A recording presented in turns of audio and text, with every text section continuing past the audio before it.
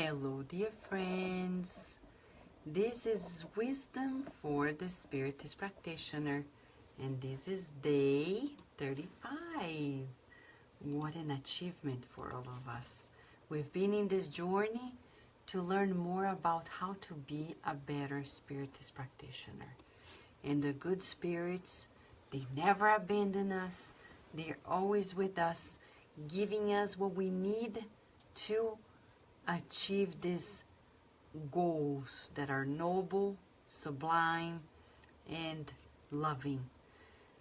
Today we're going to study with a different spirit teacher, a spirit that came through Chico Xavier, Eugênio Brito. And he's going to tell us about the spiritual view of the Spiritist Center. I think this message is really unique, unprecedented. It brings to us an awareness of what's happening on the behind the scenes of a Spiritist Center. And it's very important. Many people, if they are not mediums, which is, I would say everybody's a medium, as Kardec says, in some way, but we're talking about ostensible mediums. Many people are not aware about what's happening on behind the scenes. And it's vital because I know that we're living at a time in which people go to the Spiritist Center and they are feeling like they go to a temple, and it's not to cherish their true spirituality. When we enter the Spiritist Center, the first thing, reverence, and also feeling myself as an immortal being. Do you feel yourself as an immortal being right now? Right now. It doesn't matter what's our name in this life. We're much more than this personality, we're much more than conditions we're living in. So do you feel yourself as immortal? That's the goal. How do we practice this feeling of immortality? By visualizing ourselves way above and beyond the physical.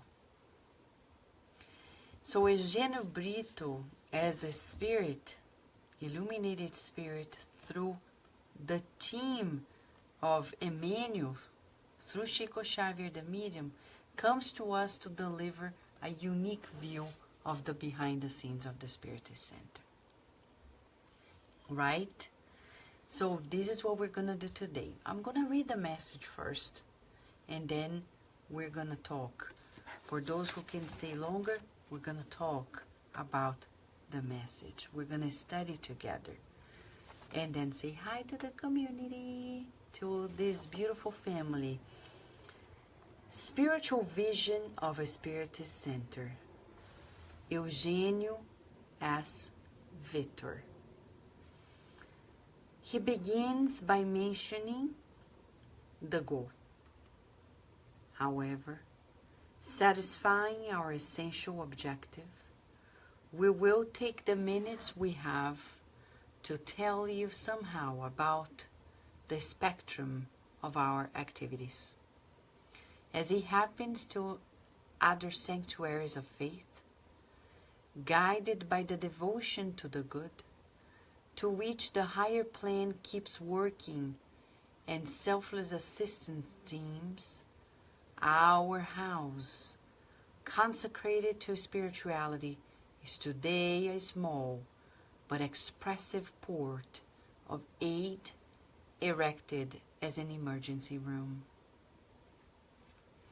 With the supervision and cooperation of a vast body of collaborators, including doctors and religious ones, including Catholic priests, evangelical ministers, and Spiritist mediums who are already discarnated, as well as magnetizers, nurses, guards, paramedics.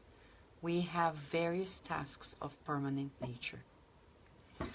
Our meeting is guaranteed by 3 protective magnetic zones. The first one guards the constituted assembly and those discarnated who join them to the task of the night. The second one encloses a large circle in which a few dozen companions from here, still in a position of neediness, are gathered together to receive help and enlightenment. The third and the largest zone surrounds the building. It counts on the vigilance of efficient sentinels, because beyond it we have a compact mob, the mob of those who cannot yet more intimately share our effort in evangelical learning. This mob resembles that which we often see before Catholic, Spiritist, or Protestant temples, with a temporary incapacity to participate in the worship of the faith. Right next to the direction of our activities, there is a large part of the spiritual staff that preserves the magnetic defensive zones. At the forefront of the table, the friends of struggle we refer to. And in contrast to the access door to the ambience, we have in action two cabinets with relief beds in which the assistance service is extended. Between the two, a large electronic retention network is set up, designed for the protection and control of rebellious and recalcitrant discarnates, a network that is an example of the many that, from the spiritual life, inspired modern medicine in electroshock treatment. And so our Spiritist Center is organized to develop the fraternal work in which it strives, in favor of the companions who did not find after death but their own disturbances. By pointing out, in a very short way, the sector of our movement, we must remember that above the common earth crust, we have an atmospheric belt that we can classify as dense belt with a depth of approximately 50 kilometers, and beyond that we have the light belt with a depth of approximately 950 kilometers, adding up 1,000 kilometers above the sphere in which you presently breathe. In this great aerial world, we find multiple discarnate souls, along with various species of subhuman creatures in mental development towards humankind. Millions of spirits feed on the earth's atmosphere, sometimes lingering long time in inner contemplation on their own visions and creations in which they habitually immobilize themselves, in the manner of the seaweed that nourishes itself, absorbing the principles of the sea. We know it's a lot of information. Tonight, wow, it's a lot. Right, Carol Correa and Mark Smith are here with us. We have a lot of information in this message, and we need to break it down. Because if the spirits are revealing this to us, it's for a good purpose, and for our awareness, and for our action, our work to be improved. People don't need to be mediums to know anymore, because the mediums, they brought already the messages. We already have enough information to answer to all of our questions.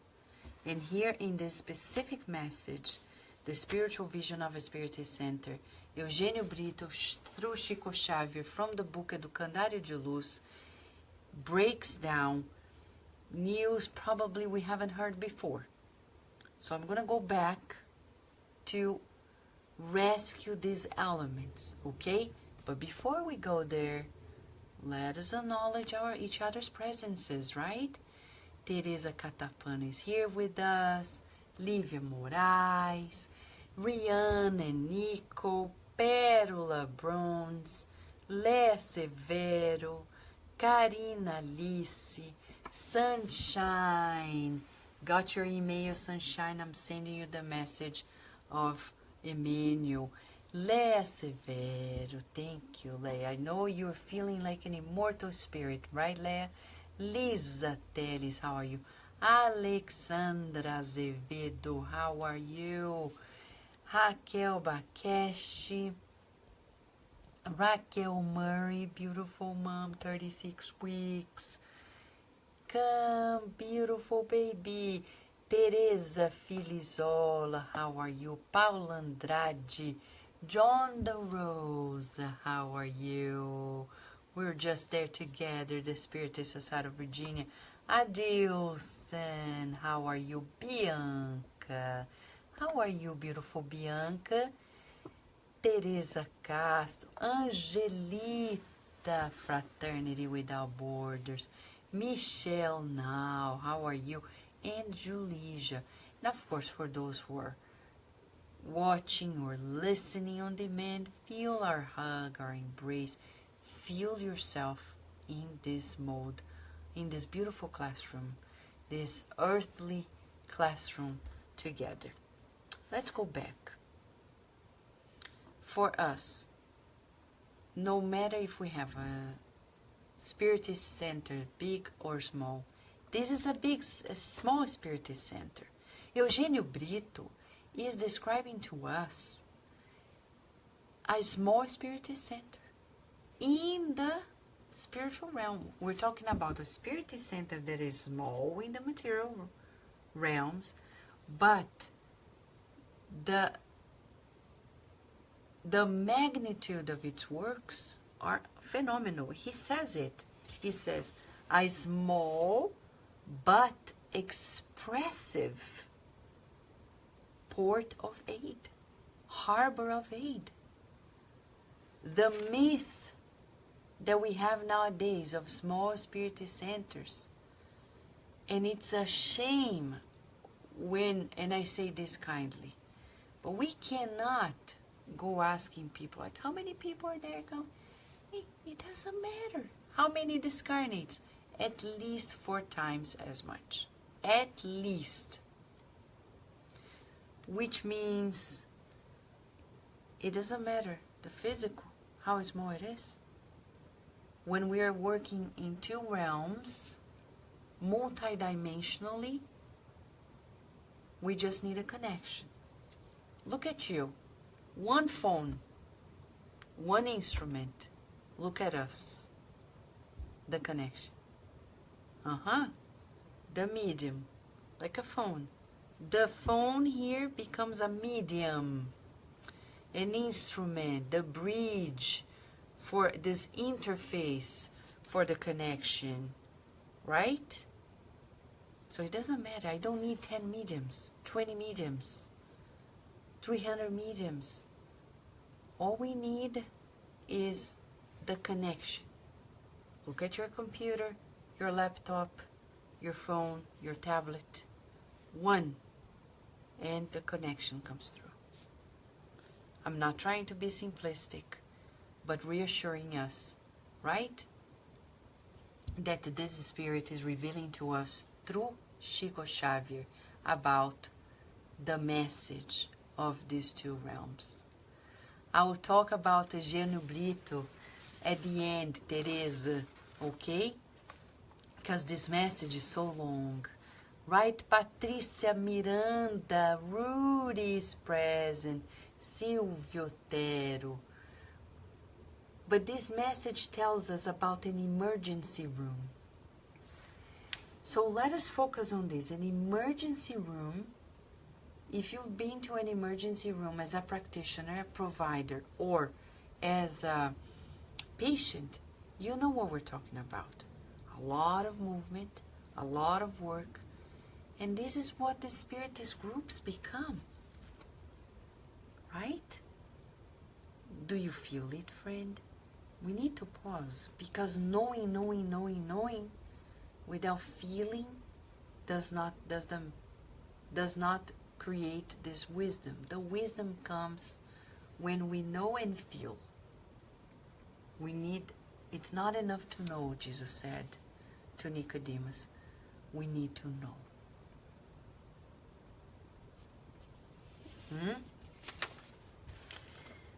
So no matter how small, but expressive, like an emergency room. And who is there?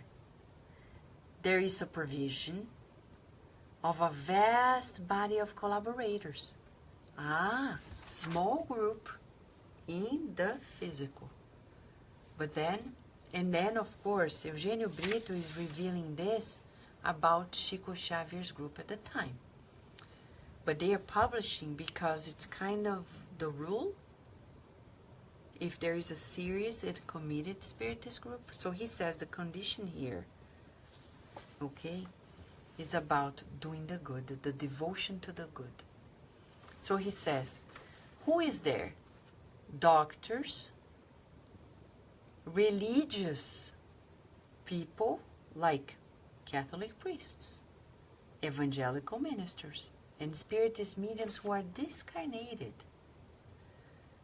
Who else? Nurses, paramedics, magnetizers, and guards, security. No kidding, it's a lot of work. And you see how far we are to actually grasp the greatness of these works. Imagine how many spirits just working there. We have various tasks of permanent nature, and they not only work when we go there, the incarnates, they work if the center has its headquarters. So that's a tip for us. We may begin our sessions anywhere, our homes. Of course we can. In libraries, in schools, renting in business locations. But when we make the space, whether they are owned or rented, but permanently the headquarters of the center, there is a vibratory shift. Why? Because they can count on the consistent incarnated usage of the space for such purposes. If I do my Spiritist meeting in a disco, when there's no disco, but in the night there's disco, the instruments, the surgical instruments that are going to be used, they cannot stay there. So what does happen? They continue doing the work. If you want to do a Spiritist meeting in a disco during the day, you can.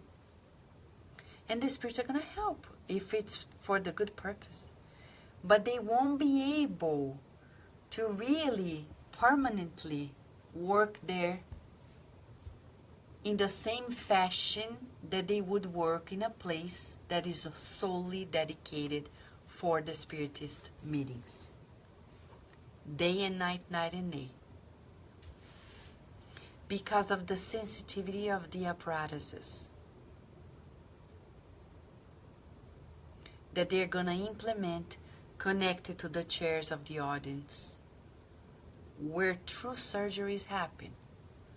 When people are seated listening to the workshops, the talks, there are true surgeries going on, especially when people are open-minded and the environment is benefiting it. Okay? Right, Sunshine? She's saying, so true. We rented different places for about 5 years, and when we got our own center, now it's vastly different. Thank you for sharing this, Sunshine. And it's really, really different. Ana Augusta Menezes, how are you? And our friend Luis Hu, the champion of our youth. Spiritism Kids is available. Go friends, buy it. The Spirit Side of Virginia already bought 10 of each, 10 of the first released issue, and you can go to the website of the Federation. Spiritist.us to buy your copy or many copies for your center. Right, and Augusta Sol is here with us. So, who is there again helping? Spirits that come from other religions. But you know, for them, they're friends. Not all of them become friends in the afterlife, but many do. They gather together and they teamwork in Spiritist centers to promote the good. Our meeting has 3 protective magnetic zones. So visualize it, okay? 3 magnetic zones. I wanna, I don't wanna overwhelm anybody with pictures, but I have some pictures here from Projeto Imagem, and I wanna show it to you. Not to overwhelm you, but to give you some correlation about what we're doing, okay? Since I'm gonna move the phone to show you the picture, okay? So, he says, 3 magnetic layers, zones. Look at this one. Okay, hold on a second. Okay, this one. This magnetic zone, the first zone of protection, encompasses of the audience itself and those discarnated individuals who are assigned to the evening task. So visualize it. You see, these here, a spiritual audience, material audience, and here in Brazil we have the habit of having the table because that's where the mediumistic meetings happen. In the US, we changed a little bit the format. We put a podium and we allowed the mediumistic table to be at another room. But here we have the spirits who are working in it. And then he says, the second zone encompasses a larger circle in which some dozens of fellows agglomerate still in need of aid and clarification. So the discarnates that come to receive help. The third one is about those who is even larger. It's composed of the guards, the security, the sentinels, okay? And they are protecting the center. And in this, beyond this zone, we have a compact mob of brothers and sisters who are not yet available to partake in a closer way in our effort in the learning of the gospel. Now, put a pause here. Let's meditate. Why there is this mob of spirits that do not enter the center? Because they're blocked? No. Their vibration doesn't allow them to enter. First, they don't want to enter.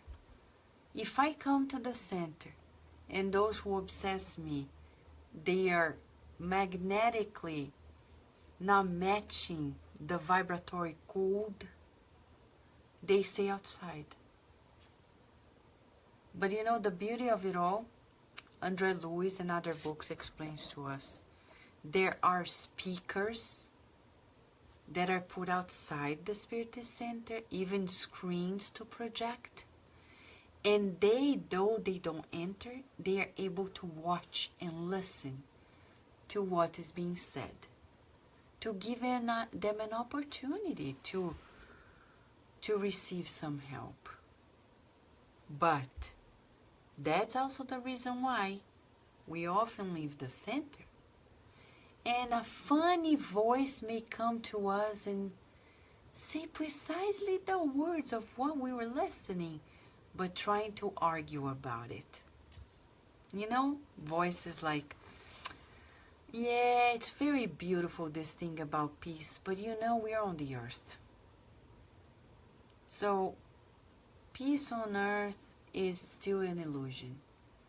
That type of voice comes from the spirits that stay outside. And we reconnected with them. because often we leave the center, and instead of keeping a meeting or even our encounter here, instead of keeping it up, we go back to our daily worries without having washed our hearts. And that makes us like reattune with them. The good spirits cannot make miracles. We need to make emotional, spiritual choices. When I go back home with a different disposition. I don't pick up the basket of my problems that I left outside the center and say, oh, well, heaven is not for long on the earth. Here I go again with my cross, and I bring the cross. Not us, the Spiritists. No.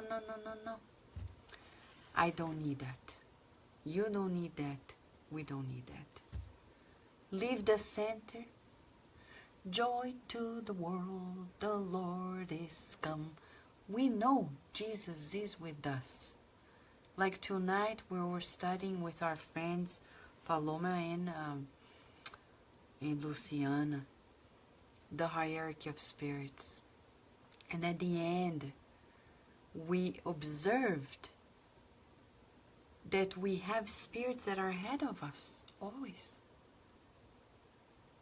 We need to look up and reach their hands and allow them to take us with them, instead of staying left behind. When we look at the sky, we see many stars. And Kardec says in the Spirit Spoke in a footnote, a star like the sun is where pure spirits meet.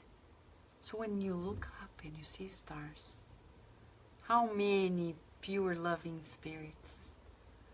That gives us joy and hope renewed, especially in the current world.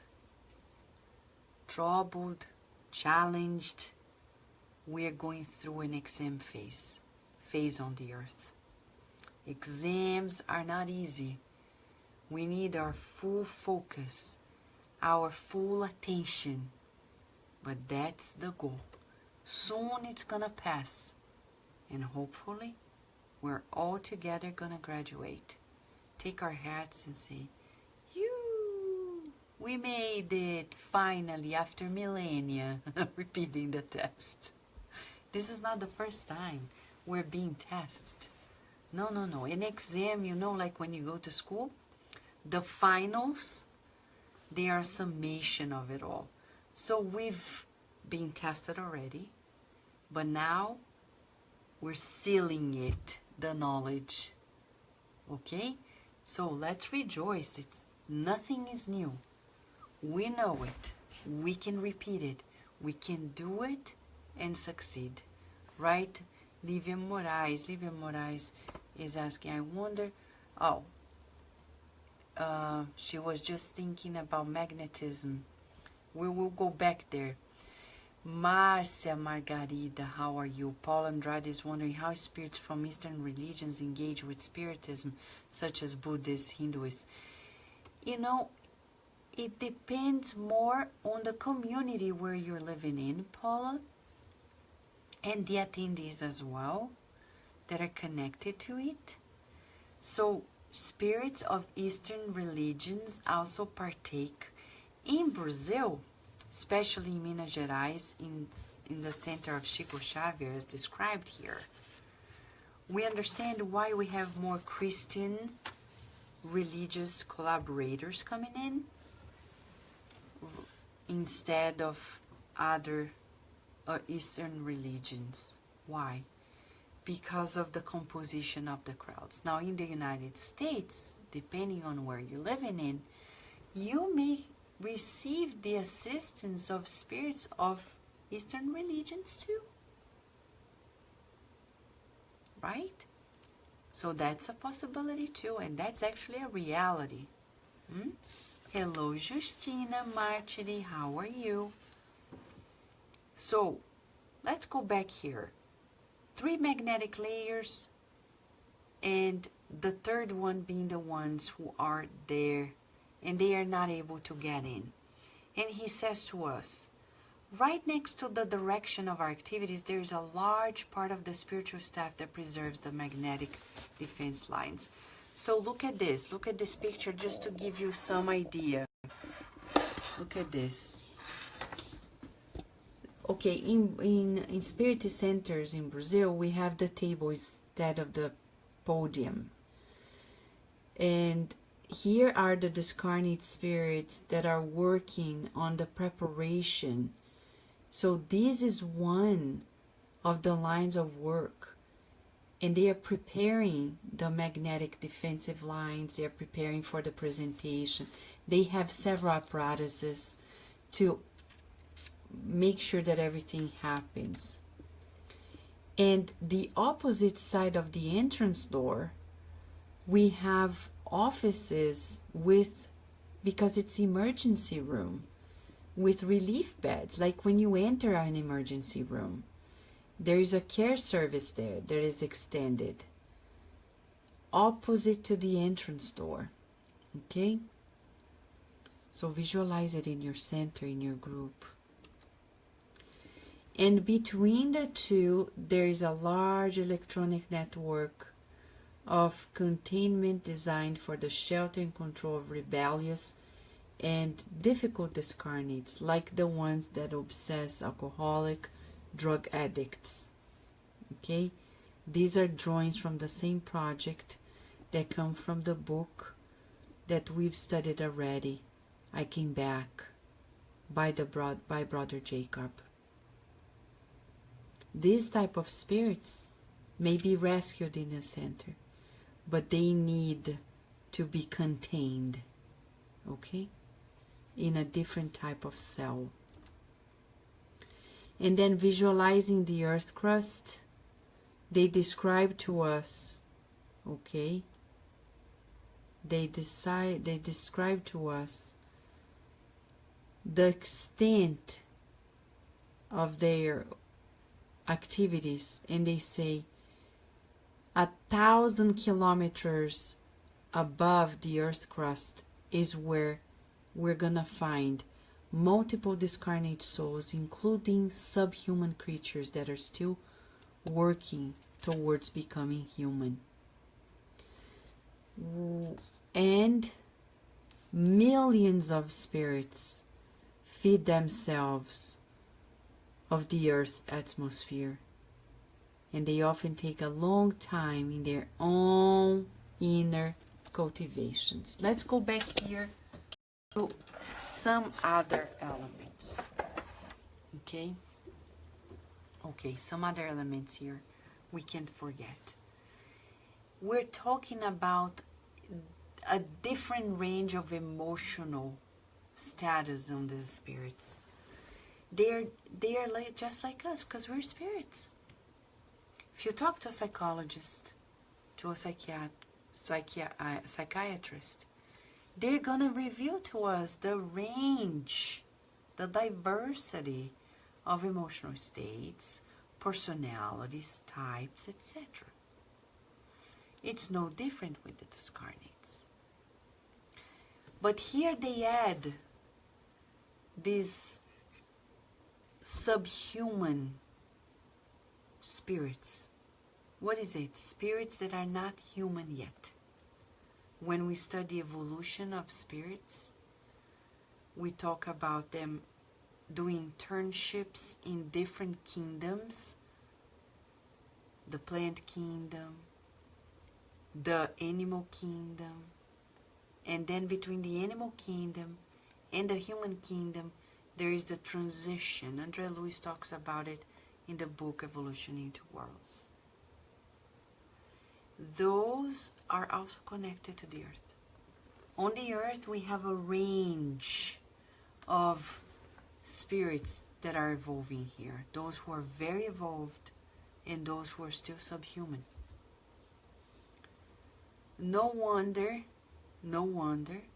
when Eugenio Brito talks about that we feed ourselves from the atmosphere of the earth. He's talking about feeding ourselves, nourishing ourselves of our own creations. So we need to pay attention. We need to pay close attention to which thoughts we're creating, which feelings. Till now, we have lived a life of reactive beings, feeling almost like victims of life. And comes a manual to tell us in the book Thought and Life that we are going to feed ourselves of our own creations. So to create a happy life, we need to design a happy life. And to design a happy life, we need to seek a happy life. Seeking the good and then feeling it. Like when you sit down with an architect and says, now we're going to design the home of my dreams. Now I'm going to design with my spirit friends, the guardian angels, the protecting spirits, the good family spirit members, how I would like to design my life. I am now going to remodel myself. Inner remodeling, inner transformation, inner reform, however we name it. But we're going to create, co-create, and feed ourselves of it. And he says here, we create this inner view and we eat, nourish ourselves of it. Therapeutic question for all of us. What are we doing in that regard? What are we doing? Exactly, Rudy. We really need to recreate ourselves, to reorganize our minds. And how do we begin it? By seeing the good parts. By seeing the negative you want. If you tell an architect, I don't like this part, the architect is going to tell you, the architect of a home, a physical home. Okay, what do you like? No, but I don't like that part. That part doesn't work. Okay, but what do you want? Oh, but you know, this part of my house is terrible. It's really messy. The architect is going to turn to you and the designer say, okay, stop for a moment. What doesn't work, we already know. But what do you want to make it work? I don't know. Well, if you don't know, I cannot design it. You have an inner architect ready, pencil in, and paper, saying, tell me how you want your house. And you say, oh, I would love the house to be just one floor so I don't need to take stairs. Oh, that's an interesting idea. And then, oh, I would like to have a bedroom that faces the backyard. Oh, okay, it's becoming clear.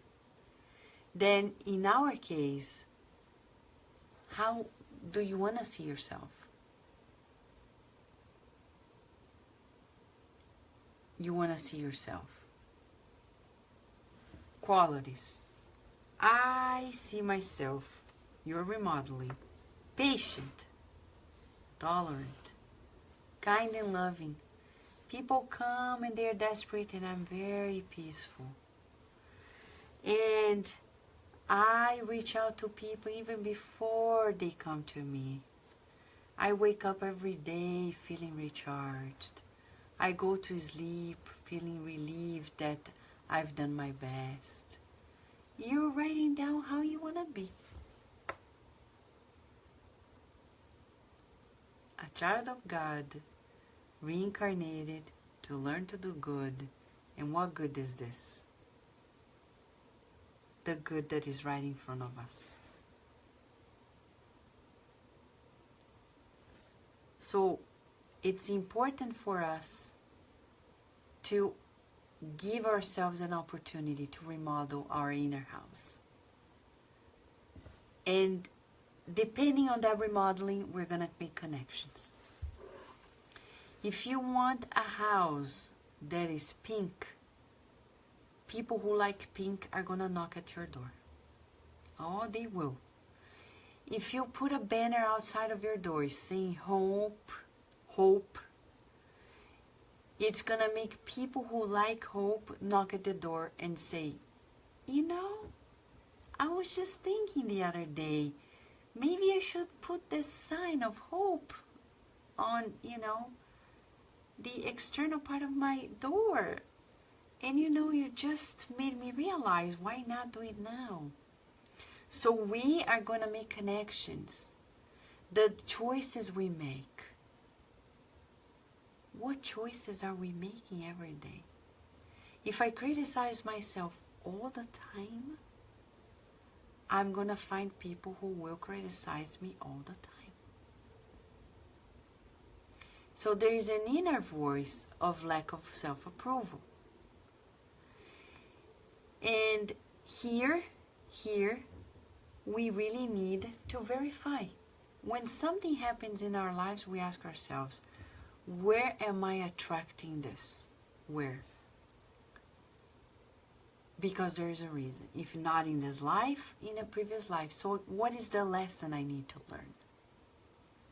How can I close this chapter and go to the next challenge? Oh yeah, because when you go to school, it's not a vacation. It's for work, service. So we need to ask ourselves, what do we do? How do we do it? So, question for all of us, 24 hours to answer this question. Homework. How about doing this homework? And asking ourselves, what am I emitting? Law of the mental field. Because when I go to the Spiritist Center, how many people do you count, just the discarnates, when I describe to you that there are a vast body of collaborators, including doctors, religious people, magnetizers, nurses, guards, paramedics. Then you have discarnates that join to help in a task. Then you have those and companions to receive help. And then security. And then outside there is a compact mob that doesn't enter the center. How many people, if you give me a number, can you share a number when I read this to you? How many spirits are we talking about here? Average. And this is an emergency room connected to a small Spiritist center. How many? How many? How many do you think, friends?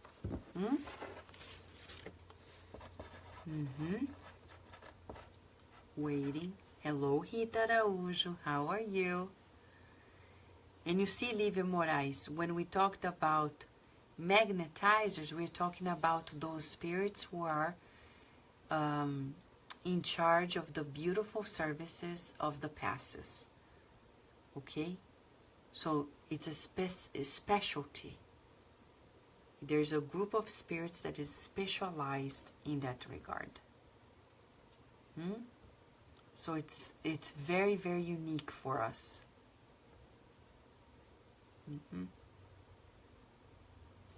300! Wow, it's like the movie 300. Carol Correa is saying. And Paul Andrade, 50. Yeah, well, we could be. 1 incarnate to 4 discarnates. Yeah, or more. We don't know. Ariel Areola, how are you? So, friends, think about it. Next time you go to a Spiritist group, a Spiritist meeting, or even our meeting here, it's a lot of work from their side to ours.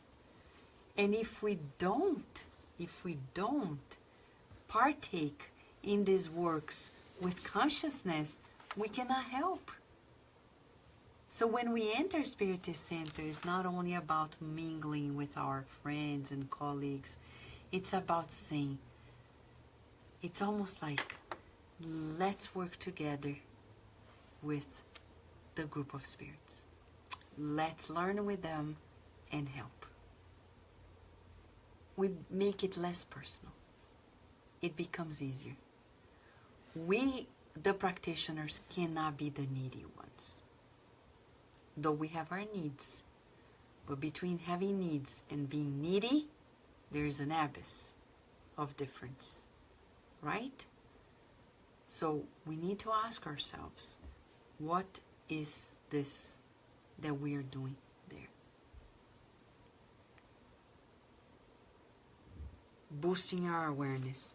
And again, they say there are specific offices, specific rooms that are dedicated to critical cases, and we need to cherish each and every part of the Spiritist Center.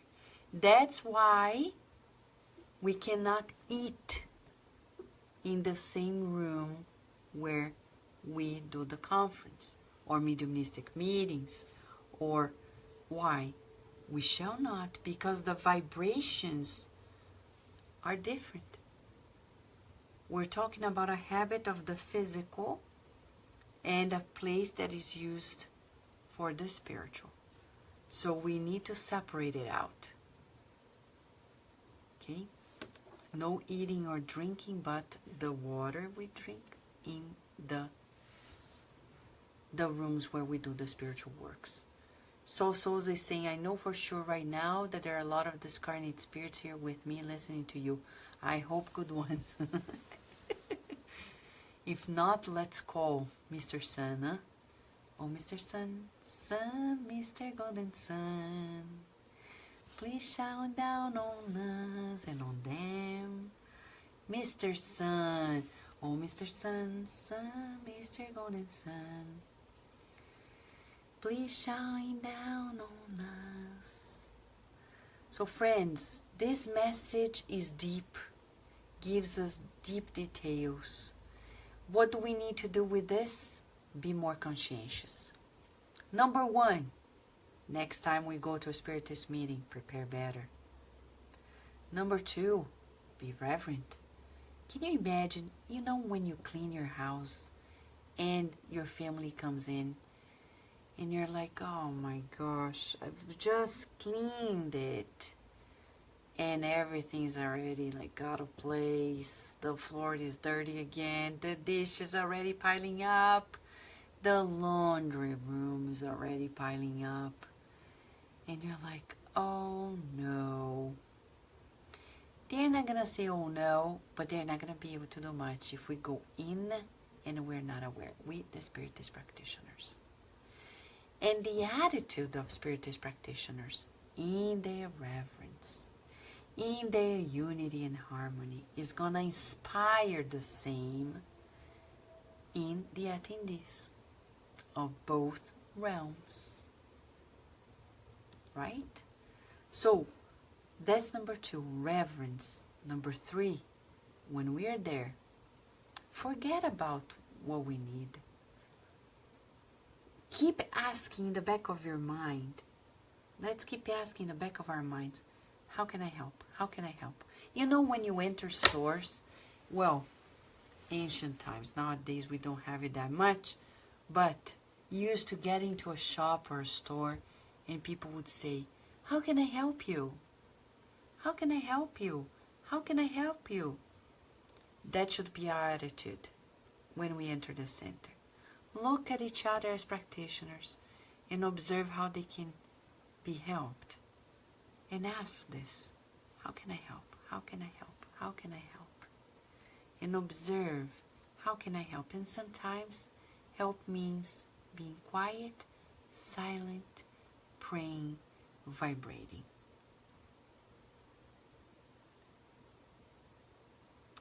Do you think it's too much?